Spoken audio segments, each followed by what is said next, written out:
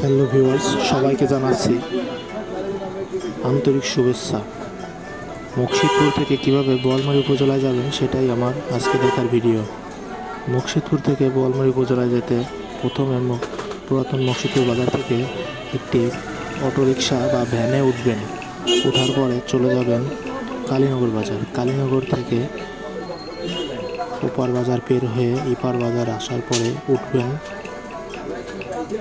Autorickshaw, টোটো অথবা ভ্যানে। চলে যাবেন ছহরসাইল বাজার। ছহরসাইল বাজার মোড় পার হয়ে রাস্তার উপরে গিয়ে উঠবেন বাসে। 20 টাকা দিয়ে চলে আসবেন বোয়ালমারী চৌরাস্তা। চৌরাস্তা থেকে আপনার গন্তব্যে পৌঁছে যাবেন সহজেই। সময় লাগবে সর্বোচ্চ 1 ঘন্টা 20 মিনিট মুকশিদপুর থেকে পৌঁছাতে। টিপসটি যদি ভালো লেগে থাকে তাহলে আমার চ্যানেলটি সাবস্ক্রাইব করে দেবেন, আর সবাই কমেন্ট করবেন। ভালো হলে বলবেন, খারাপ হলেও বলবেন। ধন্যবাদ সবাইকে। সুস্থ থাকবেন। সুস্থ মানুষের মানসিক বিকাশ ঘটায়। ধন্যবাদ। যদি চ্যানেলটি ভালো লেগে থাকে সাবস্ক্রাইব করে দিতে ভুলবেন না। সবার কাছে অনুরোধ রইল, আপনাদের অনুপ্রেরণায় আমাকে ভালো কিছু করার সহযোগিতা করতে পারেন।